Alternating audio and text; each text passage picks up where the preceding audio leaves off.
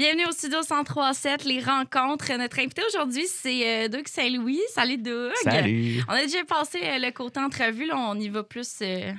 Dans le cru de la chose. Oui, c'est ça. Dans le cru de la chose. Là, j'ai la barre haute parce que tu as été t'as fait un podcast humoristique pendant genre 3 ans. Ouais. La barre est haute. Ben non, pas de problème. Il y a pas de problème. L'important, c'est qu'on s'amuse. Là. Mais c'est le fun parce que t'es très... ça paraît que tu l'as comme naturel aussi. Hein? Moi, c'est venu avec le temps. Je te dirais C'est que un les côté premiers... que t'aimais, faire podcast. J'adorais ça. C'est Ouais. plate, on a arrêté au fil du temps par manque de temps, mais j'adorais ça, faire ça. Ouais. C'était très humoristique. Fait il n'y avait pas vraiment de sujet sérieux. On recevait des invités, c'était des petits jeux. On parlait sur 1h30, peut-être qu'on parlait 15 minutes de la personne, puis le restant du temps, c'était que des jeux, de l'humour. On décortiquait des trucs. C'était vraiment le fun. Ah, c'est trop cool. Ouais. Je trouve ça le fun. Doug, je veux qu'on remonte un petit peu dans ta jeunesse. On en a parlé un peu en entrevue. Ouais.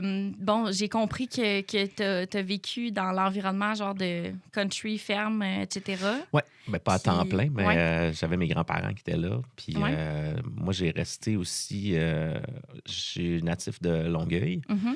Puis plus jeune, on a resté comme dans le coin de Saint-Hubert. Puis très jeune, mes parents se sont achetés une terre, dans le fond, Ouais. parce qu'il y avait un garage, tout ça. Mon père avait des projets. Il faisait il était peintre débosseleur. Mhm. Puis il faisait des autos un peu custom dans le temps que c'était la mode avec du strapage, là, comme Ouais, des ouais. collants avec la peinture. Il était vraiment bon. Fait que c'est de l'esthétique auto, genre. Oui, exactement. Ok. Puis, fait qu'on avait un super gros terrain. C'était une ancienne ferme, dans le fond, qui avait été fermée. On a eu des poules pendant un certain temps aussi. Puis, à un moment donné, ben, plus au milieu primaire, mes parents se sont divorcés. Fait que là, Ok. ça a été plus facile de revenir en ville puis, pour eux. Puis, ben, je passais tous mes étés, puis tous mes temps libres, en fait, chez mes grands-parents tout le temps. C'était comme... C'est donc bien le fun. c'est eux qui me gardaient au besoin. Fait que, fait que j'ai vraiment eu ces deux petits côtés-là. Fait que le côté urbain et rural à la fois. Puis, mettons, avoir fait les deux, t'aimes mieux quoi? Ben, j'aime la proximité de la ville, comment c'est Ouais. facile pour, tu sais, pour ma clientèle, mettons, en Mhm. studio, pour me déplacer. Mais l'espace, comme là, en ce moment, je suis dans une espèce d'entre-deux. Je suis Ok. dans un quartier, j'ai quand même un gros terrain. Il y a des écuries à 2 coins de rue, mais je suis quand même en ville. Fait que là, j'aime ça, mais on en parle beaucoup de s'éloigner puis de peut-être Ah, ok. aller s'acheter quelque Ouais, chose t'aimes de ça plus, quand même d'être... ça me manque. Ça me Ça te manque, manque? ça me manque d'avoir pas de voisins, d'avoir la paix. Oui, d'avoir, je comprends. D'avoir la tranquillité parce qu'en plus, tu sais, on s'entend, ton rythme de vie est quand même rapide, là, j'imagine, avec la musique et ta carrière en général. Là. Fait que de revenir à la maison puis d'être plus comme dans ta bulle familiale. Oui, exactement. Puis c'est surtout que, c'est ça, en tout cas, on a des projets à long terme, mais on va C'est voir. fun. Mais on aimerait ça, tu sais, avoir une place qui est un petit peu plus en mode Airbnb pour quand Ouais. les clients viennent, quand les artistes avec qui je travaille viennent, Très cool. qu'il y aurait un espace pour écrire, collaborer, dormir au besoin OK. avec le studio, que ce soit plus simple. Parce qu'en ce moment, c'est tout à la maison, on a un super bel espace. Mhm. Mais j'aimerais ça reséparer ça un petit peu. Fait que c'est des projets à long terme. C'est On va vraiment voir cool. où ça nous Vraiment. mène. Puis ton rapport à la musique, y a-tu commencé bientôt, genre quand t'étais jeune? Est-ce que... tu sais, Ben, j'ai toujours... Ben, du côté de ma mère, c'est très musical. OK. Mon grand-père, justement, il tripait bien gros country, puis il jouait de la guitare puis de la contrebasse. Fait qu'il était bien... il a bien trippé country. Puis toute ma famille chantait. C'était très musical. Là. Tu sais, les parties de Noël, c'était Mhm. que de la musique. Puis tu sais, du Hank Williams dans le tapis. Puis Ah, mon Dieu, ça, ok, ouais. ça chantait. Ouais. Ouais. Fait que tu sais, j'ai développé cet intérêt-là assez jeune. Je te mentirais pas que ma mère essayait de me décourager un peu parce qu'elle Mhm. savait que le milieu artistique, c'était ultra difficile. Elle s'était déjà cogné le nez un petit peu par expérience. Fait qu'elle a essayé de me décourager beaucoup de ça. Mais j'avais une Tu t'es tête de dit non. cochon, puis j'ai foncé, puis j'ai commencé assez tôt. Écrire des textes, j'avais peut-être 13-14 ans déjà. Je OK. voulais écrire des chansons. J'ai commencé, j'ai pris des cours de piano un peu plus jeune. J'aurais aimé prendre des cours de guitare un petit peu plus. Ouais. Puis j'ai appris un peu plus à l'âge adulte, mais c'est sûr que quand on apprend... Jamais trop tard pour commencer. Mais ouais. je comprends. Mais Plus c'est- t'apprends tôt, plus que tu l'as après. Ben, c'est plus facile. Tu sais, Ouais. Je suis capable de plaquer des accords. Je suis capable de jouer des trucs en studio pour me débrouiller, mais Ouais. en show, je suis pas assez à l'aise. Dès qu'il y a une rythmique à contre-temps, là, OK. je viens, Ah je ouais, viens hein? tout déphasé. Fait que je laisse ça à des professionnels, puis je m'occupe de loger le stage Ouais, puis de c'est correct. chanter. Ben ouais. C'est correct. Puis ça vient d'où ton nom, Doug? En Doug fait. Saint-Louis. Doug Ah, Saint-Louis, mon Dieu. ouais. Ben, c'est mon deuxième prénom. Fait que, aussi simple que ça. Pour vrai? Ouais, fait que, on a gardé ça simple. Puis je Ben, cherchais c'est un nom d'artiste. Je me suis dit, je vais prendre mon deuxième prénom qui apparaît pas c'est fou, ouais. nulle part Ouais, puis de tu sais, légal. puis t'as été une vingtaine d'années dans le côté plus production. Ouais. Puis tu sais, c'est où ça t'est venu l'idée de plus aller en production au départ, puis peut-être moins, malgré que tu avais quand même le côté chanson et auteur-compositeur, mais de t'enligner plus dans le côté production en premier? Ben, je pense que c'était vraiment pour faire des sous le plus vite possible parce que j'ai eu plein de métiers avant, comme tous les artistes. Puis à un moment donné, je me suis perfectionné. Je suis allé faire des stages pour vraiment apprendre. À force de... Je voulais plus faire affaire avec personne pour enregistrer ma musique, en fait. C'était ça. Je voulais être capable de m'enregistrer, de mixer, faire les arrangements, prendre les bons musiciens qu'il fallait pour tout faire. Puis avec le temps, ben c'est ça. Ça coûte cher d'équipement. Ouais. Puis c'est ça. Fait que bref, j'ai commencé à enregistrer plein de gens de mon entourage, puis à m'afficher comme un studio, m'incorporer, faire toutes les étapes qui étaient nécessaires. J'ai eu une compagnie qui s'appelait Silence Audible à une certaine époque, on a été aussi une petite maison de disques à un certain moment. Puis avec ma comparse Maryse qui m'a épaulé là-dedans pour tout ce qui était côté bureautique, etc. On a roulé ça pendant des années. Puis là, je me suis rendu compte à un moment donné que c'était peut-être pas ce que je voulais faire, que je voulais vraiment revenir plus vers juste de la réalisation, de la production, puis pas être éparpillé partout. Fait qu'on a dissous cette compagnie-là, puis là, on a vraiment parti le volet Audio Playground qui est aujourd'hui. Puis, mais c'est ça. C'est vraiment par nécessité de me dire, regarde, ça coûte cher, il faut que je m'achète d'équipement, puis on va le rentabiliser. Puis c'est un peu par défaut que ça a commencé, cette carrière-là. Puis tu sais, ton côté plus auteur-compositeur, est-ce que tu penses que tu l'as développé au courant de cette carrière de production-là ou tu l'avais comme déjà avant? Tu sais, ça a commencé tôt, je pense que tu disais comme 13 ans, tu t'écrivais déjà. Ben, je l'avais déjà, mais je l'ai perfectionné au fil des années parce que plus jeune, j'écrivais tout seul tout le temps, je faisais mes trucs de mon côté. Puis à force d'écrire avec d'autres artistes, pour d'autres artistes, ça m'a aussi donné l'ouverture de collaborer pour mes propres chansons. Puis après ça m'a amené à faire des writing camps, dans le fond, des camps d'écriture avec d'autres artistes. Puis ça, j'ai tripé sur ces collaborations-là. Puis je pense qu'aujourd'hui, c'est ce que j'aime le plus, c'est de partager ça. Puis, tu sais, on dirait quand on commence, on se dit, je vais faire toutes mes choses à moi, ça va être mon univers, puis nanana. Puis avec le temps, on se dit, ben écoute, ça vaut la peine de collaborer avec le plus d'artistes possible. Puis même si on est 8 à écrire une chanson, elle va être juste meilleure parce qu'on est plus de cerveau. Puis si on est tous d'accord que c'est un hit, ben il y a des bonnes chances que ce soit un hit. Puis tu as collaboré avec des gros noms quand même, là, genre Snoop Dogg. Ouais, j'ai... Wyclef Jean aussi. Wyclef Jean. Ouais, Wyclef Jean, avec Flo Rida aussi. C'est fou. Puis ça se passait comment, mettons, avec des artistes comme ça? C'est quand même des gros noms. Toi, tu t'emmagasinais ça comment dans le moment? Ben, quand même... c'est imposant. C'est sûr que c'est imposant parce que ça arrive toujours avec des contacts de contacts. Puis là, quand on arrive sur place, il y a l'entourage, il y a les gens, puis c'est toujours des longues démarches de procédure de se rendre jusque-là. Fait que, puis des fois, on arrivait en studio, puis on était 15 en studio parce que plein de gens que je ne sais même pas ce qu'ils faisaient là. Des fois, il y avait un avocat sur place qu'on ne sait pas pourquoi il était là. Mais il ne nous parlait pas nécessairement, mais on voyait il gérait des trucs, de la sécurité aussi. Entre autres, on a fait un tournage avec Flo Rida à Miami. Puis c'était super weird. Là, il y avait tellement de... Déjà, ce gars-là, il mesure 7 pieds. Puis ses bodyguards mesuraient 8 pieds parce qu'il fallait qu'ils le défendent. Fait que là, je me sentais comme un nain à côté de tout ce monde-là. Puis tout l'entourage qui était là, un conseiller qui avait, je sais pas, il était habillé avec un suit vert lime, là, de la tête aux pieds, avec un chapeau qui avait pas de bon sens. Puis là, c'est comme un peu un cirque médiatique, autour. Mais c'est ça. Ces gens-là, c'est toujours gros. Ils ont toujours des gros entourages. C'est rare qu'ils sont seuls à relaxer. Fait que, mais c'était le fun de collaborer ensemble, de se retrouver autant en studio qu'en personne avec eux. C'est imposant, mais une fois qu'on passe par-dessus, on se dit, on est tous des artistes qui aiment ça travailler, puis on veut arriver à un but commun, c'est faire des bonnes chansons. T'avais-tu l'impression que c'était des personnes quand même accessibles? Ben, une fois que toute la paperasse est réglée puis que tout est seté, oui, super accessible, super cool. Tu vois que c'est des gens qui sont habitués de faire de l'entertainment puis de jaser avec des inconnus à tous les jours. Ils sont super... personne n'était malaisant, c'était super le fun, c'est très chaleureux. Puis pour avoir fait des repeats puis avoir revu les gens une couple de fois, ils se rappellent, ils se rappellent pas de chaque détail, mais je veux dire, ils ont quand même le souci de faire « Ah oui, je me rappelle, on a fait une tourne, les Canadiens, c'était cool. » Fait que c'était des belles expériences. Mais oui, c'est très imposant. Puis j'ai un gros syndrome de l'imposteur que j'ai depuis le début de ma carrière puis que j'ai encore aujourd'hui. Fait que des fois, c'était le petit coup de pied dans le derrière de se dire j'ai d'affaires là. C'est correct que je sois là. Pas le temps d'être gêné. Douter, là, c'est comme... Puis tu sais, est-ce que, mettons, c'était un de tes buts de collaborer avec ce genre d'artiste-là ou c'est comme de fil en aiguille, finalement, c'est devenu avec les contacts? Tu sais, c'était-tu comme des objectifs pour toi? Ou... Ben, c'est sûr que d'avoir collaboré avec plein d'artistes, tu te dis tu veux toujours monter plus haut puis aller avec des artistes le plus connus possible. Puis j'ai toujours eu un style puis un intérêt envers la musique qui est un peu international, si on veut, là, qui pourrait s'écouter un peu partout. Fait que c'est sûr que c'était pas un objectif primaire, mais c'était un but que j'espérais vivre un jour. Puis de l'avoir fait, c'était vraiment le fun. Mais c'est des déplacements coûteux, c'est des investissements souvent. Fait il faut que ce soit rentable de faire ces moves-là. Fait que c'est là que c'est un petit peu plus difficile. Puis juste avant la pandémie, on a eu une petite bad luck avec des maisons de disques aux États-Unis.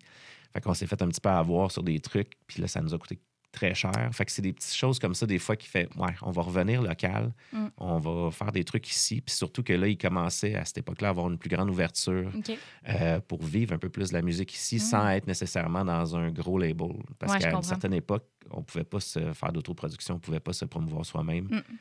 Fait que là, ça commençait à être accessible. Fait que ça devenait plus intéressant de revenir puis de vraiment mettre du temps sur des artistes d'ici puis de développer un marché local. Ouais. Parce que tu as fini par collaborer aussi avec plein d'artistes d'ici. Oui, exactement. Fait que c'est le fun. Pour toi, c'était-tu quand même... ça devait être le fun de voir aussi le terrain plus québécois, d'en venir. Oui, ben c'était surtout de pouvoir le développer parce que je l'ai travaillé vraiment plus jeune quand on a commencé, puis on piochait il y a 20 ans pour essayer de rentrer autant de la musique urbaine à l'époque ou de la musique folk ou peu importe. Tout ce qui était un petit peu indépendant, on se battait pour rentrer ça autant aux radios que de se trouver un public puis d'intéresser les gens. Puis là, ben après ça, j'avais pris une petite pause, puis là, j'étais plus parti aux États-Unis. On sortait quand même des chansons ici, mais là, c'était vraiment, je veux vivre de ça. Fait qu'il faut qu'il y ait des entrées de sous à un moment donné. Puis on veut pas non plus vendre notre âme, on veut juste faire ce qu'on aime. Puis là, ben après, quand il y a eu cette ouverture-là, ben je me sentais comme on retourne à la guerre pour faire valoir notre musique québécoise ici, francophone au Québec, mais avec plus avec plus d'armes, avec plus d'outils. Ben fait que là, ça commence à être le fun. Ça te stressait-tu de revenir un peu plus ici, dans le terrain québécois, au début, mettons? Ben ça me stressait. Oui et non. C'est sûr qu'il y a une partie de moi qui se sentait un petit peu... c'est sûr que dans l'industrie, les gens parlaient beaucoup, puis ils disaient, il est rendu aux États-Unis, c'est autre chose. Puis moi, dans ma tête, je me disais, non, j'ai encore le petit gars d'ici qui veut juste travailler et avoir du fun. Fait que ça m'a pris un certain moment de refaire les rencontres, les contacts pour reparler à tout le monde puis faire comme, écoute, je n'étais pas parti.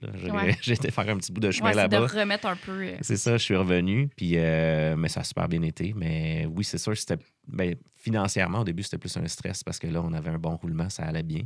Puis, mais suite à ça, une fois qu'on a commencé à faire quelques projets ici, ça a super bien été. Puis la réputation est revenue, puis c'était cool. Puis d'avoir travaillé un peu plus derrière la musique, si on peut dire ça comme ça, as-tu l'impression que tu t'es comme oublié pendant ces années-là ou au contraire, c'était des années de travail qui t'ont juste amené d'autres expériences? Je me suis oublié à un certain moment, surtout quand on était plus avec des gros labels. Parce que, il y a souvent beaucoup de promesses, il y a souvent beaucoup de choses. Puis on avait un groupe qui s'appelait Audio Playground qui roulait super bien. Puis en parallèle avec ça, il y a eu plusieurs fois où on parlait de lancer ma carrière solo, de faire des trucs. J'ai fait beaucoup de chansons, j'ai composé beaucoup de trucs. Puis c'est ça, des fois c'était Puis il y avait tellement de changements à l'époque quand le streaming a commencé dans les gros labels qu'il y a beaucoup de gens, il y avait beaucoup de coupures de postes, ça bougeait beaucoup, fait qu'on a changé souvent de rep à quelques reprises. Fait qu'il y a des choses qui sont tombées un peu à l'eau. Fait que ça m'a découragé un peu à un certain moment. Puis là, je me sentais un peu perdu. Je mentirais pas, j'ai plus qu'une centaine de chansons de plusieurs styles qui sont sur mon hard drive que j'ai fait au fil des années, dont j'étais même supposé, il y a 13 ans, aller faire un camp à Nashville puis rester là un certain temps pour aller faire de la coécriture puis du recording de back vocal en studio. Puis j'avais fait une trentaine de chansons New Country anglophones qui sont excellentes, que j'adore, que j'ai hâte de placer un jour. Mais que je me dis, ça se démode pas. Fait que j'ai j'ai encore espoir de C'est comme peut-être les intemporel sortir. pour l'instant. Exactement. Fait que, ouais. Mais puis ça, ben, tu vois, à cause qu'il y a une des personnes qui était notre référence là-bas qui a été coupée. Mais là, après ça, c'est devenu compliqué. Finalement, le trade avec Nashville s'est pas fait à cette époque-là. Fait que, tu sais, c'est des petites choses comme ça que tu sens qu'on s'oublie, mais on prend l'expérience, puis tout ce qu'on fait, je me dis, c'est de l'acquis. On avance, puis on est juste meilleur en musique après. Ouais. Puis de partir ta carrière solo, finalement, c'était-tu stressant? C'était-tu excitant? Tu te sentais comment par rapport à ça? Puis, tu sais, t'as quand même eu du courage, je trouve, là, de sortir quand même une vingtaine d'années.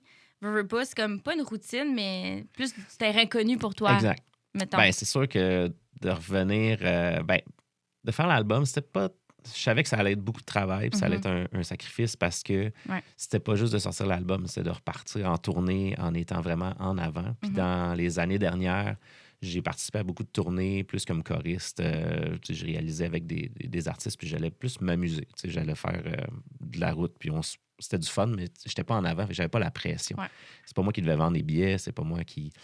Fait que c'était quand même un stress l'année passée de faire un album, mais en même temps, en parallèle, monter un show, monter toutes les séquences qu'il fallait. C'était beaucoup de travail en même temps. Fait que ça, c'était quand même un stress. Ouais.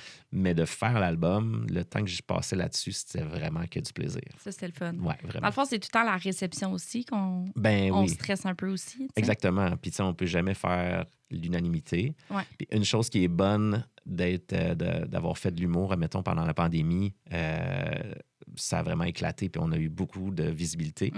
Fait que c'est bien parce qu'il y a tellement de gens qui m'ont vu la face, qui se disent « Hey, je sais c'est qui », mais on peut pas faire l'unanimité non plus. Fait qu'il y a des gens qui vont vraiment pas aimer où j'ai enligné ma musique. Il y en a d'autres qui vont vraiment aimer ça. Ouais. Fait que la réception, des fois, c'est pas vraiment un stress, mais il faut apprendre à dealer avec le fait que, bon, on peut pas faire plaisir à tout le monde. Ah, c'est ça, j'allais dire, oui. Tu peux pas plaire à tout le monde. Là. Peu importe quel type d'artiste. Il y aura tout le temps du monde qui vont dire que c'est pas bon ou que c'est bon. Là. Puis plus tu as eu de visibilité sur le web, plus les gens ont quelque chose à dire. Absolument. Fait que les gens vont se déverser puis venir te dire, autant s'ils t'aiment, ils t'aiment, ça n'a pas de bon sens. Ils peuvent t'envoyer un roman en texto de commentaires. Puis autant ceux qui t'aiment pas peuvent être super méchants. Puis tu fais, genre, ta vie va pas bien, c'est correct. Peut-être, mais merci quand même. Mais ça, c'est la vie. Ça fait partie de la game. Là. Puis le podcast, puis tout ce qui est de l'humour et tout en 2020, ça a parti d'où cette idée-là, tu sais, de dire que je suis plus en musique, mais là, je vais y aller pour un peu plus humoristique, tu sais? En fait, c'est que juste avant la pandémie, quand j'étais revenu travailler plus local, j'avais vraiment le vent dans les voiles, ça allait super bien. J'étais en train de produire le premier album solo d'Adamo qui a fait Occupation Double. On avait vraiment beaucoup de shows de bouquets. On suivait en spectacle. Ouais. On lançait l'album. On faisait le lancement d'album au Francophonie. Fait que, on avait une année là, qui s'enlignait. Incroyable. On allait faire une petite leg en France. C'était débile. Puis tout était placé. La pandémie est arrivée.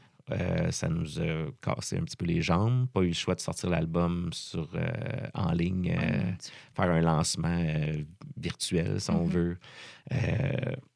On a travaillé fort pour retourner le tir.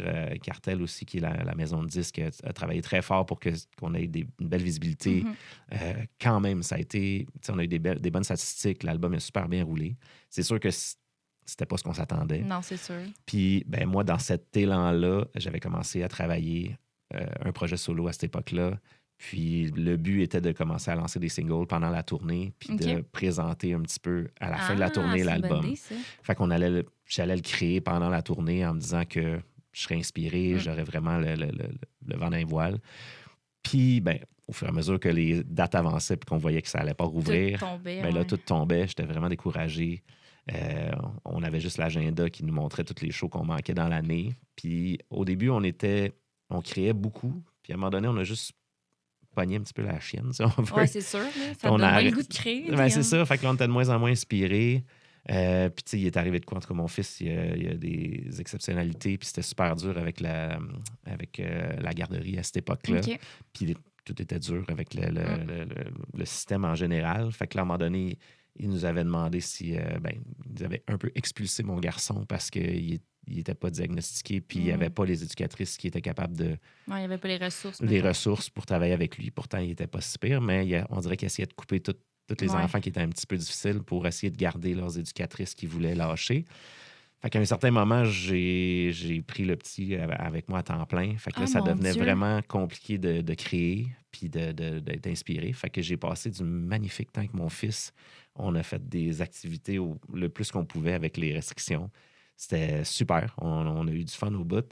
Mais c'est ça m'a coupé un petit peu l'herbe sous le pied. Mhm. Puis par la suite, ben, j'ai un de mes amis, Jeff, qui est un de mes amis de très, très longue date, qui m'a dit ben écoute, j'ai commencé à faire TikTok, puis ça marche bien. Puis si tu veux t'amuser, il y a un concept d'un Américain qui s'appelle Rise Hendrix qui fait quelque chose que ça serait vraiment cool. C'est comme il reprend des tunes, il niaise, puis ça serait dans tes cordes. Puis moi, j'ai fait beaucoup de parodies à l'époque. OK. J'en ai même fait avec les grandes gueules. Quand il OK. était à Énergie, des Ouais. fois, ça arrivait qu'il m'appelait pour faire des vocales ou Sinon, qu'il mais non, travaillait ça OK. avec eux. Fait que c'était vraiment dans mes cordes. Puis quand on a commencé à faire de la musique, mon premier groupe qui s'appelait Silence Audible, Ouais. on aimait faire ça un peu. On reprenait des chansons américaines, puis on faisait des versions un petit peu parodies dessus. Puis avec le web à cette époque-là, ça se promenait, puis ça Oh nous mon amenait à Dieu, faire je savais des shows. pas ça. C'est donc bien drôle. Ouais, c'est vraiment, c'est ça. C'est vraiment Ouais. dans le bon vieux temps, mais on allait faire des shows. On faisait des tunes sérieuses puis des tunes humoristiques dans les shows, puis ça marchait, c'était le fun. Fait que bref, on a commencé à faire ça, puis on s'est mis l'exercice d'essayer d'en faire un par semaine parce qu'il n'y avait rien d'autre à faire dans ce temps-là. Absolument. Puis ça a tellement explosé vite. Tu sais, les premiers, on avait des millions de vues sur les premières vidéos. Fait qu'on s'est mis le mandat de continuer ça pendant presque 2 ans. Puis ça nous a amené à faire des shows, à aller faire le Zoo Fest, à aller faire Fait que ça t'a apporté Gala plein d'autres Comédia. choses. Ouais, ça nous a amené plein de choses. Puis ben après, on s'est lancé dans les shows. Puis c'était une autre avenue, vraiment. C'était très différent. Puis rendu sur la scène, ben c'est sûr, on a eu des petits différents, moi et Jeff. On s'aime d'amour, Mhm. mais c'est sûr qu'on se connaît tellement par cœur. Puis je pense que la scène l'intéressait un petit peu moins à ce temps-là. C'était beaucoup de stress avec sa job. C'était dur de se faire remplacer, etc., etc. Puis bref, ça nous a amené à plein d'avenues. Puis c'est là qu'on a lancé le podcast aussi en parallèle avec tout le reste. Fait que c'était vraiment un élan de ça Tabarouette, roule, OK. on y va, on fonce. Puis ben, c'est ça. Après un certain temps, ben, avec les horaires, avec tout ça, on avait des petits conflits d'intérêts, tout le monde. Puis on s'est dit, ben écoute, on va arrêter ça. Mhm. On va mettre ça sur pause. Puis moi, ben, vu que c'est ma carrière qui en dépend, puis c'est mon gagne-pain, Ouais. fallait que ça roule. Fait que c'est là que Absolument. j'ai eu. On dirait que c'est là que je me suis botté les fesses. J'ai dit, ben regarde, là, c'est le temps. On repart où on était avant la pandémie. Qu'est-ce qu'on faisait? On s'en allait sortir un album. Fait que on commence à magasiner des boîtes, on regarde qu'est-ce qu'on fait, puis on se lance. Hey, c'est fou. Ouais. Parce que ton parcours est tellement incroyable parce que j'ai l'impression que des fois, tu pars un projet, mais ça en découle d'autres, tu sais. Fait que c'est le fun, mais ça te rend tellement polyvalent aussi. Ben, c'est ça. C'est ça qui arrive. C'est le fun, Ouais. mais c'est demandant. Puis Oui. des fois, il faut apprendre à dire non, même si c'est difficile, parce Ouais. qu'il y a tellement de choses qui se présentent à moi que j'aurais le goût de faire. Oui. Puis, tu sais, comme là, même en ce moment, je suis. Ben là, il y a les shows qui recommencent. J'ai des choses à ajuster dans mon show, Mhm. mais je suis en production d'album pour 2 albums. Je suis en train de faire le 2e album de Gab Forêt, que j'ai OK. fait son premier album il y a 2 ans, Ouais. qui est avec la même boîte que nous, avec Véronique Labbé Productions. Puis j'ai le 2e album solo d'Adamo aussi, qu'on est en production. OK. Puis j'essaie entre les branches, en tout cas, d'écrire aussi avec Francis de Grandpré pour son Pour 3e son album. ouais. Fait que là, De tout dire ça, oui à tout le monde. c'est ça. Puis Puis j'aurais le goût même d'en prendre plus, parce que des fois, je jase avec des gens, des artistes que j'adore. Puis ben, si ça donne, on pourrait écrire. Puis là, je regarde l'agenda, je me dis, oh, peut-être dans 2 mois et demi, peut-être. Fait que là, c'est là que ça devient difficile. Ouais. Mais je suis tellement passionné que j'adore Ouais. ça, tu sais. Puis, tu sais, t'as ta famille en plus en parallèle à Ouais. ça. Tu sais, t'as ton fils, comme tu le disais. Tu sais, Ouais. puis je pense que ça prend une grande place dans ta vie, puis c'est normal. Mais comment tu fais pour équilibrer tout ça? Ben déjà, le fait que je travaille de la maison quand je suis en studio, ça c'est un gros plus. Parce que dans le passé, mon studio était à l'extérieur. Premièrement, les coûts de locaux, ça n'avait pas de bon sens de payer 2 loyers à chaque fois. C'était très coûteux. Mais surtout que j'étais tout le temps parti. Fait que, tu sais, OK. si j'avais de la job, mais si je partais 12 heures, je partais 12 heures. Ouais, tu n'avais pas de temps autant avec Ouais. la famille et tout Tandis ça. qu'à la maison, ben maintenant, j'ai le loisir de toujours me faire des plages bien précises. Fait que j'ai toujours le temps pour la routine le matin, le soir, le retour. J'essaie de toujours prendre le temps de souper ensemble, puis de me garder du temps pour faire au moins une activité ou 2 semaines, d'être présent. Fait que dans l'horaire, j'ai des plages horaires. C'est vraiment Ouais. écrit famille. Tu sais, Ouais. c'est super important pour moi. Sinon, j'y arriverais pas. Tu sais, Ouais. Mais ça va bien, puis ça fait 20 ans que je suis avec ma femme. Fait que elle connaît, Elle connaît, elle connaît même la game, tout le côté. Production, puis tout était là. C'est ça, elle est habituée. Puis elle a dit, regarde, tant qu'on a du temps de qualité, ça me dérange pas. Tu peux travailler autant que tu veux. C'est pour le bien de la famille, c'est pour le bien de tout le monde.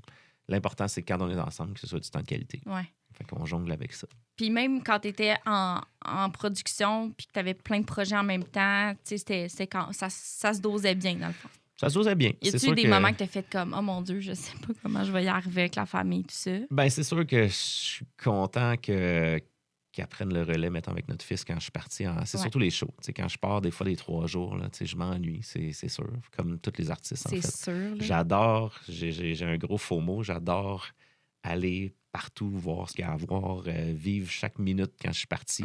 Mais je m'ennuie. Puis quand je reviens, ben là, c'est important que je me garde du temps. Fait que c'est là que j'essaie de jumeler mon horaire. Mais si je suis parti du jeudi au samedi au dimanche matin, exemple, ben c'est sûr que je me bookerai pas une session le dimanche soir. Non, je vais me dire, le dimanche, quand je reviens, on passe du temps ensemble. Puis des fois, le lundi aussi, je vais prendre ça plus smooth. Puis après ça, on repart la semaine en force le mardi. J'essaie de jongler avec ça. Quand tu es devenu papa, ça a-tu beaucoup changé ta vision de ta carrière? Puis, tu t'es dit à un certain moment, bon là, je vais être papa. Là. Est-ce que, tu faut que tu changes tout? Faut que tu changes? Ben c'est sûr que je voulais, ça fait longtemps que je voulais des enfants. On en a un, puis je l'adore. Fait que c'est sûr que de vouloir être présent, c'était important pour moi. Fait que ça a changé beaucoup de choses sur ma routine, entre autres. Souvent, je travaillais très tard le soir. Puis là, à part quand j'ai pas le choix dans mes deadlines, je vais essayer de me coucher à 1 heure de centre pour être là le matin dans la routine. Puis qu'on puisse se voir, qu'on ait du temps ensemble. Fait que oui, ça a changé beaucoup mon train de vie, si on veut. Puis ma vision globale, parce que tu dis, ben là, écoute, je vis plus que pour moi. Là. Je vis pour 2 autres personnes. Je vis pour mon fils, ma femme aussi. Fait que c'est très différent. Les enjeux sont différents. Puis des fois, sur mes prises de décision de ce que je veux faire avec mon côté passionné, mais je vais quand même essayer d'avoir la raison de me dire, est-ce que ça fait du sens aussi? Est-ce que ça donne quelque chose vraiment? Ou pas me garrocher partout juste parce que je suis passionné. Puis, Puis ton garçon, il s'intéresse-tu quand même pas mal à ton métier? Vraiment. Ouais. C'est mon number one fan. Vraiment, il est tellement cute. Quand on embarque dans l'auto, dès qu'il y a de la musique, c'est toujours « Chanson de papa ». Il veut toujours écouter les chansons. Puis quand on écoute des nouvelles chansons, je fais entendre. J'aime ça avoir son avis. J'aime ça qu'il me dise ce qu'il en pense. Même des fois, il commence à être plus articulé sur qu'est-ce qu'il aime moins, qu'est-ce qui l'accroche dans la chanson. Je trouve ça tellement cute. Puis je trouve ça vraiment le fun. Puis dans les shows aussi, quand il y a une chance de venir, là. C'est drôle parce qu'il est... je suis un peu pareil, mais il est gêné, mettons, de faire une présentation orale devant sa classe il y a 9 ans. Puis devant 20 personnes. Mais tu sais, venir dans un festival chanter devant 8000 personnes, par exemple, pas stressé. OK, parce qu'ils montent sur scène avec toi des fois? Pas tout le temps, mais c'est arrivé qu'ils viennent une couple de fois sur la scène. Là, puis, c'est donc il est drôle, puis il vient... S'il vient chanter, là, il est à côté, je passe le micro 2 secondes, puis il chante un petit bout, puis il est super content. Fait que ça, je trouve ça cute. Puis je trouve que ça nous fait un beau lien de... Oui, vraiment. Je veux quand même y apprendre que c'est pas facile, c'est pas quelque chose qui se fait du jour au lendemain. C'est pas une carrière, c'est une carrière assez atypique. Je veux qu'ils le comprennent, mais en même temps, je suis quand même content puis fier quand on passe des moments ensemble comme ça. Ah, c'est sûr. Puis c'est le fun qu'il s'intéresse aussi beaucoup à ce que tu fais, tu sais. Puis j'imagine, tu sais, ayant vécu dans un côté familial aussi, j'imagine que tu veux transmettre ça à ton fils, tu sais. Oui, c'est sûr. Moi, c'était super important. Je veux qu'on ait... c'est ça, je veux qu'on... Le plus possible qu'on soit une famille unie, on communique beaucoup, tu sais, c'est super important pour moi. Puis, son bonheur me tient vraiment à cœur. Je sais qu'il y en a qui disent ça, que c'est pas toujours le cas à 100%. Moi, c'est vraiment important. Oui, mais je le vois. Puis, tu sais, là, mettons, après avoir fait toutes ces années-là de prod, là, après ça, tu lances ta carrière solo, tu te vois où dans les prochaines années? T'aimerais, mettons, que... C'est sûr que je veux que ma carrière solo grandisse. Tu sais, là, je me sens comme... On sort un album, c'est excitant, mais dans ma tête, c'est que la première marche pour se rendre quelque part. Fait que, tu sais, puis là, il ne faut pas arrêter. Je suis déjà en chantier de composer d'autres chansons pour un prochain projet. On continue la commercialisation de mon album. Fait qu'il y a un prochain single qui va sortir en radio bientôt aussi. Fait que ça, on lâche pas ça. Parce que souvent, on a l'impression, dès que l'album est sorti, que c'est comme « Ah, c'est fini, c'est quoi le prochain step? » Mais non, il reste du travail à faire. Il faut le faire écouter par tout le monde, cet album-là, puis le partager, aller le faire en spectacle. Fait que c'est là que je me vois. Comme réalisateur, ben, je vais continuer à prendre des projets qui me passionnent puis ça reste mon gagne-pain. Mais c'est sûr que je veux faire de plus en plus de spectacles et continuer à sortir le plus de chansons possible. Oui, c'est sûr. Faire peut-être plus de collaborations aussi. J'en ai toujours fait beaucoup dans ma carrière. Mais là, suite à ce projet-là, j'ai hâte de faire d'autres collaborations avec des artistes. Je parle avec beaucoup de gens. Puis il y a beaucoup de choses qui se placent. Fait que j'ai hâte d'avoir le temps de rentrer en studio puis de faire ça. C'est sûr. Tu sais, d'avoir comme fait des collabs de production, mais là, des vrais collabs de tunes, dans le fond. Exactement. Ouais, c'est ça. De vraiment partir de rien à deux artistes puis monter une tune. C'est le fun parce que le croisement des styles, je le trouve toujours super intéressant. Qu'est-ce que tu dirais à toi quand tu étais plus jeune par rapport à ta carrière, puis il y a, mettons, une vingtaine d'années, justement, là, quand tu commençais? Là. My God. Je dirais, arrête de te sentir comme un imposteur, puis fonce.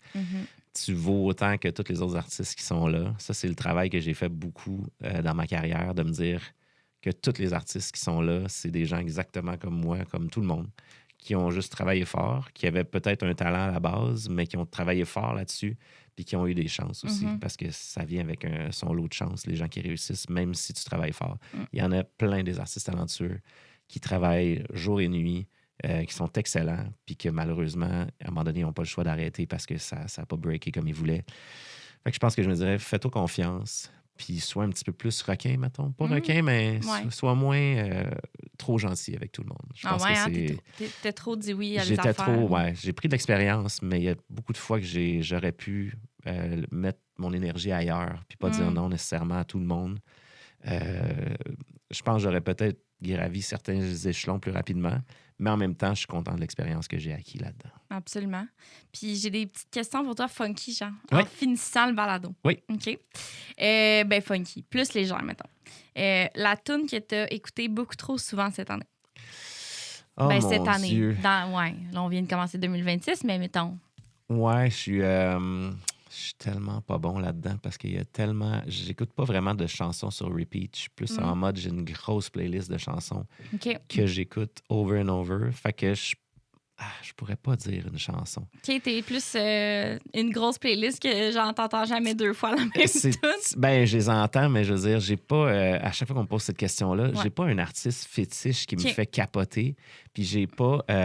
c'est rare que j'accroche sur une tune que je vais écouter en loop parce que non plus, je veux pas me laisser trop influencer par juste une chanson. Parce que même quand je suis en mode... faire de l'écoute juste pour le plaisir. Le chapeau de réal puis de compositeur, il est pas capable de débarquer. Fait que j'ai bien de la misère. Fait que tu sais, je dirais que j'écoute beaucoup de tunes de Jelly Roll que j'aime beaucoup parce que je trouve qu'on a un background qui se ressemble un petit peu. C'est un gars qui a une bonne voix, mais qui a touché un petit peu à la musique urbaine, qui a navigué un peu dans plein de trucs. Fait que ça vient beaucoup me chercher, mais j'ai de la misère à mettre le doigt sur une tune que j'ai écoutée vraiment à repeat. Oh mon Dieu, tu dois tellement être sévère quand tu écoutes la musique. J'ai de la misère à pas décortiquer la tune. Ouais, c'est ça. Hein? Ouais. Fait que j'ai de la misère. J'écoute la musique par plaisir quand j'ai entendu tellement certaines tunes que là, j'oublie un peu. Mais les premières fois que j'entends des chansons, je suis toujours en mode analytique. Malgré moi, c'est un défaut professionnel. Sinon, le genre musical que tu aimes beaucoup, mais qu'on pourrait pas deviner que tu aimes vraiment ce genre musical-là. Oh mon Dieu. Ben, j'aime tellement tout. J'aime beaucoup la musique blues rock, mettons. Très soft, genre. Mais... puis j'aime quand même assez le soft rock. Puis j'aime des fois la musique... Je dirais que... J'aime tellement de styles, mais... Ouais, c'est ça, là. Mais un style que les gens se douteraient peut-être pas, que j'aime vraiment beaucoup, ça a toujours été le rhythm and blues. Parce que justement, ça va entre le blues puis le côté R&B, mettons. Ouais. Puis j'aime beaucoup les textures de voix puis le travail vocal qui est derrière ça. OK. Puis l'espèce d'ambiance feutrée, Ouais. sexy qui est un peu derrière cette Je musique-là. comprends. Ah, Puis ouais. je l'applique un petit peu dans mon style musical, même si c'est pas toujours apparent. Mhm. Mais des fois, dans les drum bass ou dans certains arrangements, je ramène des petites saveurs de ça qui vont un petit peu C'est toujours influencer. intéressant, ouais. C'est Ouais. intéressant. Y a-t-il quelque chose que tu procrastines souvent? Que Oh ce soit mon dans Dieu! ta routine ou Ah peu ouais, importe. ben tout ce qui est toute la paperasse qui vient autour de. Ah, ouais. Tu sais, puis la plupart de mes amis artistes, on est tous pareils. C'est Ouais. que, tu sais, nous autres, faire notre paperasse, la facturation, les impôts, toutes ces choses-là, aller chercher des crédits d'impôt sur plein d'affaires, Mhm. c'est tellement important pour gagner notre vie avec ça. Mais quand on veut créer, autant on sait qu'on n'a pas le choix de le faire parce que faut que c'est payant et tout ça, mais autant qu'on c'est tout le temps dans les jambes. Tu sais. Fait qu'on remet des fois à demain, puis on se fait des temps où il faut faire cette paperasse-là Ouais. qui nous. Puis moi, je trouve que ça m'éteint en tant qu'artiste, mais en même Mhm. temps, on n'a pas le choix. Puis malheureusement, on n'a pas tout le temps le budget de s'engager des gens pour Ouais, le ben faire c'est à notre ça, place. quand tu es Fait que, travailleur autonome. Puis... exactement. Fait que ça, je te dirais que La paperasse. je suis le pire dans ces affaires-là. Je suis souvent en retard sur des petits trucs. J'en parle un peu dans mes tunes aussi. Ouais. C'est comme des affaires d'impôts comme j'étais sûr que j'avais réglé ça. Puis là, finalement, non. Fait que là, Faut attends, que tu je le vais, fasses. je vais appeler. Puis là, on va régler ça. Puis, ouais. T'as-tu une gaffe, une des pires gaffes que tu aurais faites peut-être dans ta carrière, mais que finalement, ça a été genre un cadeau pour toi, tu sais? Une des pires gaffes. Je dirais. Mon Dieu. Ou peut-être comme une mauvaise décision qui t'a prise, mais qui finalement, tu sais, ça... Ouais, c'est ça. Ben, je dirais que, ben, tu sais, tantôt, quand je disais que d'avoir été trop fin à certaines époques, je dirais que quand j'étais allé à New York plus jeune, j'étais bien excité. J'étais allé faire un stage là-bas parce que j'avais un groupe avec une autre chanteuse, justement, qui est sa sœur. C'était la bras droite d'un gars qui avait un label à New York. Puis lui, il avait un studio, puis tout ça. Fait que je suis allé là-bas.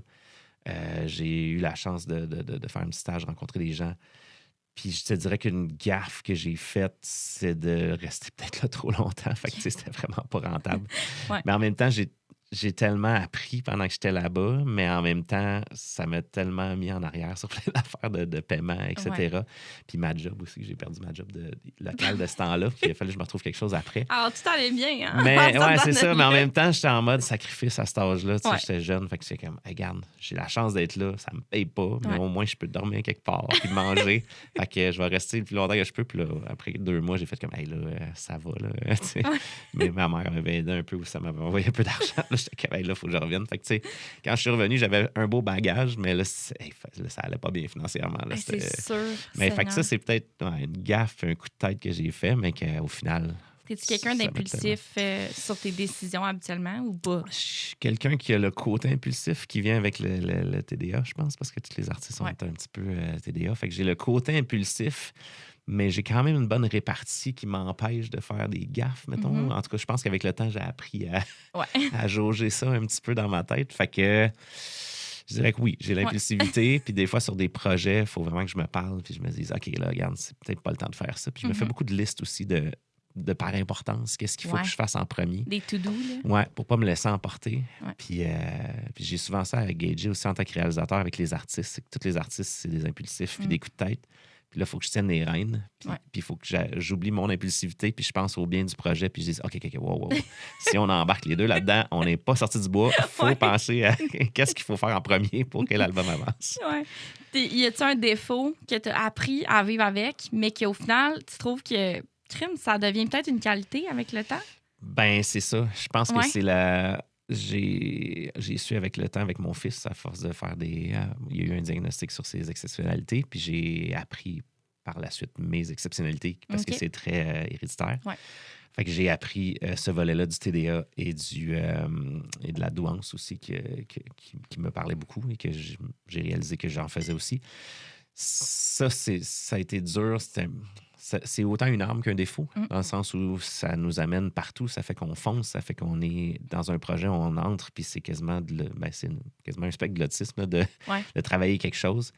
Fait que le défaut là-dedans, c'est de justement des fois mettre trop de temps sur des choses ou de se perdre dans un projet, puis de commencer quelque chose, puis de passer à autre chose rapidement. Je dirais qu'à travers tout ça, d'avoir appris à travailler avec ce défaut-là, c'est plus devenu plus une qualité, mettons. Mhm. Fait que ça a été un gros travail durant ma carrière qui a fait qu'à certaines époques, je me suis perdu un petit peu. Ouais, je comprends. Puis maintenant, ben, j'ai appris à me parler un peu plus, puis à être, justement, à faire mes listes, à être raisonnable, puis à savoir comment bien le travailler.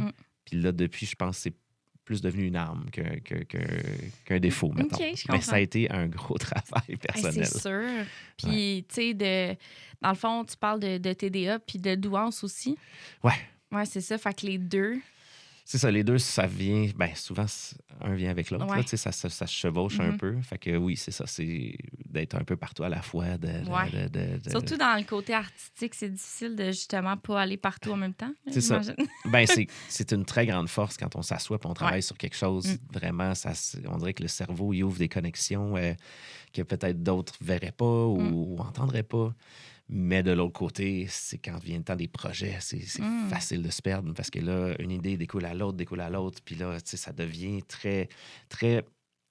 comment je pourrais dire ça? Ça devient très...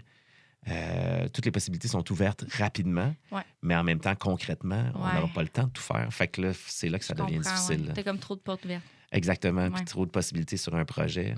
Puis autant je vois plein d'artistes qui sont super bons, qui ont 1000 projets, puis qui arrivent à tous les amener à terme, mais autant des fois, c'est facile de se perdre, puis de peut-être promettre des choses, puis qu'on ne sera pas capable de se rendre jusque-là. Puis surtout avec les médias sociaux aujourd'hui, c'est facile de dire quelque chose un matin. Ah, ben là, je me lance là-dedans. Puis là, un mois après, ben t'as des gens qui te suivent, qui sont comme, hey, c'est rendu où? Ah, ben finalement, c'était pas une bonne idée. Puis là, j'étais un peu impulsif, fait que je l'ai pas fait. Puis là, ben, on va faire ça à la place. Puis tu sais, fait que là, tu perds des gens un peu. Fait que ça, c'est un bon travail de réussir à me réorienter puis à être raisonnable dans mon excentricité de douance. Puis tu sais, tu utilises beaucoup les réseaux sociaux. Puis c'est normal. Mais est-ce que tu aimes ça, au final, les réseaux sociaux?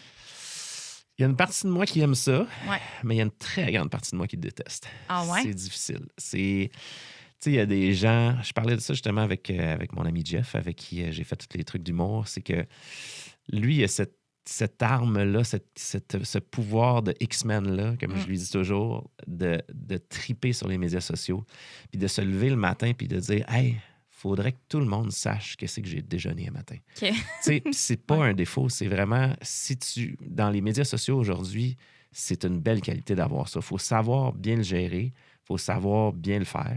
Mais quand tu as cet attribut-là de le faire, ben c'est une belle force. Moi, c'est à contre-courant. Moi, c'est vraiment, j'adore connecter avec les gens, mais j'ai bien de la misère quand je vais faire un événement ou faire quelque chose de me dire « Hey, il faut que je prenne le recul. Il faut que je filme des affaires pour montrer à quel point c'était le fun au lieu de le vivre. Puis après ça, le vivre, ce côté-là, je le trouve tough. Je le trouve... puis tu sais, je fais beaucoup de spectacles avec Chuck, puis on fait beaucoup de contenu ensemble, qui est notre ami qu'on s'est rencontré par l'humour. Puis les deux, on est pareil. C'est quand on arrive quelque part, on aime vivre le moment organique. Oui, je comprends. Puis prendre le temps d'avoir... On n'a pas tout le temps quelqu'un qui peut venir nous filmer nécessairement. Fait que prendre le temps de mettre un trépied, de dire dans quel angle il faut faker ça un peu, de montrer comment c'était le fun. La spontanéité est comme perdue aussi à un moment donné. Exactement. Puis ce côté-là, on n'est pas bon de ce côté-là, mais on est bon du fait qu'on sait qu'il faut s'exposer, il faut faire plein de vidéos, il faut avoir du fun, puis faire des petits... du montage, puis tout ça, c'est le fun. Mais le côté briser la soirée pour montrer qu'on était là, qu'on avait du fun, des fois, je le trouve difficile. Puis ce petit côté-là qui est quasiment, je dirais quasiment fake, parce qu'autant que tu vis quelque chose, mais de recréer la spontanéité, comme tu disais, c'est difficile. Mais ce petit côté fake-là, j'ai vraiment de la misère avec. Puis, mais j'arrive à le faire par moment, mais j'aime mieux connecter avec les gens en leur parlant ou en faisant des petits sketchs ou en faisant des petits trucs. Fait que ce volet-là, je l'aime moins. Mais j'adore communiquer avec les gens, la connexion que ça fait les médias sociaux, tout ça, j'adore ça parce que j'adore le monde. Oui, c'est ça exactement. Puis finalement, là, j'ai une bonne question pour toi. Oui. Tu sais, avoir exploré production, humour, là, bon, carrière solo, c'est sûr que c'est comme quand même nouveau, entre guillemets. Y a-tu quelque chose que tu as toujours voulu explorer, que tu as envie d'explorer quand même dans les prochaines années, dans le côté que ce soit artistique ou pas nécessairement. Tu comprends? Oui. Ben, c'est sûr que faire peut-être un peu de tournage, j'aimerais ça. OK. J'en ai fait un petit peu dans le passé. Je fais un peu de figuration. J'haïssais pas ce volet-là. Je le trouvais le fun. Mais après ça, c'est une question de temps dans la vie. Oui. Mais je dirais que la chose que je veux le plus exploiter dans les années qui suivent, c'est vraiment les trucs solo. C'est vraiment... parce que là, justement, j'ai à peine gratté la surface. Puis là, je suis excité des possibilités qui sont là, puis de où on peut aller. Fait que je te dirais que les trucs solo puis les collaborations par rapport à Doug Saint-Louis lui-même, je pense que c'est la chose que j'ai pas beaucoup exploitée encore Je comprends. et que je veux aller à fond la caisse parce que j'adore les connexions humaines puis j'adore le travail en équipe. Fait que je pense que c'est ça. Fait que peut-être un petit peu de figuration, peut-être un petit peu de télé, si jamais... Mais en même temps, je ne sais pas si je veux pousser fort vers ça, mais si jamais ça se présente à moi, c'est quelque chose que j'aimerais beaucoup. Ouais, je pense que j'aimerais beaucoup ça. C'était vraiment un plaisir de te recevoir. Ben, ça me fait super plaisir aussi. C'était vraiment le fun. Je te souhaite que du beau, puis vraiment, évidemment, là, de pousser en masse là, ta carrière solo. Ben, vraiment, merci beaucoup, Kim. C'était vraiment le fun. Merci d'être venu à Studio 103.7. Les rencontres, tu reviens quand tu veux. Ça me fait plaisir. Radio Acton 103.7.